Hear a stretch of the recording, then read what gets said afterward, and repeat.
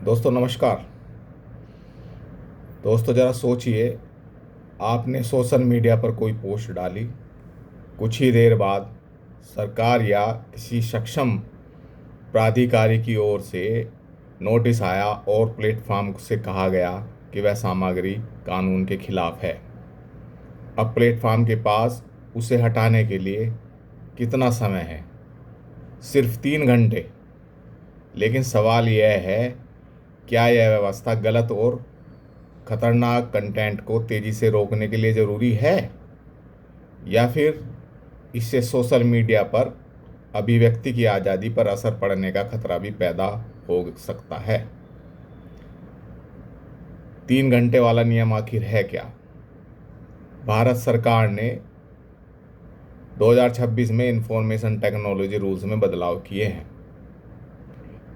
इन बदलाव के तहत वैध सरकारी या न्यायालयी आदेश नोटिस मिलने पर कुछ प्रकार के गैर कानूनी यानी अनलॉफुल कंटेंट को हटाने की समय सीमा पहले के 36 घंटे से घटाकर 3 घंटे कर दी गई है।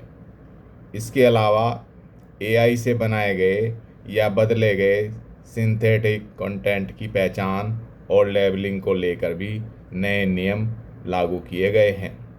सरकार का तर्क है कि आज सोशल मीडिया पर कोई गलत या हानिकारक सामग्री कुछ घंटों में लाखों लोगों तक पहुंच सकती है, इसलिए कार्रवाई भी तेज होनी चाहिए। लेकिन दोस्तों, असली सवाल क्या है? सवाल यह नहीं है कि गलत और गैर कानूनी सामग्री को हटाया जाना चाहिए या नहीं। बिल्कुल हटाया जाना चाहिए। अगर कोई सामग्री हिंसा भड़काती है, अपराध को बढ़ावा देती है, किसी की निजी तस्वीरों का दुरुपयोग करती है या कानून का उल्लंघन करती है, तो उस पर कार्रवाई जरूरी है। सवाल यह है कि कौन तय करेगा कि कौन सामग्री गैर कानूनी है, और क्या उस फैसले के खिलाफ पर्याप्त और प्रभावी अपील का रास्ता मौजूद है। यहीं से अभिव्यक्ति की स्वतंत्रता का सवाल सामने आता है। संविधान क्या कहता है? भारत का संविधान नागरिकों को अनुच्छेद 19(1)(a) के तहत भाषण और अभिव्यक्ति की स्वतंत्रता देता है, लेकिन यह अधिकार पूर्ण नहीं है। संविधान कुछ परिस्थितियों में उचित प्रतिबंधों की अनुमति देता है। इसलिए लोकतंत्र में दो चीज़ों के बीच संतुलन जरूरी है: अभिव्यक्ति की आज़ादी और समाज की सुरक्षा। दोस्तों, खतरा कहाँ पैदा हो सकता है? मान लीजिए किसी नागरिक ने सरकार की किसी नीति की आलोचना की। उसकी भाषा तीखी है, लेकिन वह हिंसा के लिए नहीं उकसा रहा। अब अगर ऐसी आलोचना और वास्तव में गैर कानूनी सामग्री के बीच अंतर स्पष्ट रूप से नहीं किया गया, तो समस्या पैदा हो सकती है, क्योंकि लोकतंत्र में सरकार की आलोचना करना भी नागरिक का अधिकार है। सरकार की आलोचना देश की आलोचना नहीं है, और असहमति लोकतंत्र की दुश्मन नहीं है। लेकिन दूसरी तरफ यह भी सच है, आज सोशल मीडिया पर deep fake audio, fake video और भ्रामक जानकारी तेजी से फैल सकती हैं। किसी व्यक्ति की नकली वीडियो बनाकर उसकी प्रतिष्ठा खराब की जा सकती है। किसी समुदाय के खिलाफ झूठी खबर फैलाकर तनाव पैदा किया जा सकता है। इसलिए सरकार के पास गलत और गैर कानूनी सामग्री के खिलाफ कार्रवाई करने की व्यवस्था होना भी जरूरी है। यानी सवाल नियम बनाम आज़ादी का नहीं होना चाहिए, सवाल होना चाहिए नियम कितना पारदर्शी, कानूनी और जवाबदेह है। दोस्तों, क्या 3 घंटे की समय सीमा चिंता का विषय है? यहाँ एक महत्वपूर्ण बहस है। एक तरफ सरकार कहती है तेजी जरूरी है, क्योंकि डिजिटल दुनिया में नुकसान मिनटों में हो सकता है।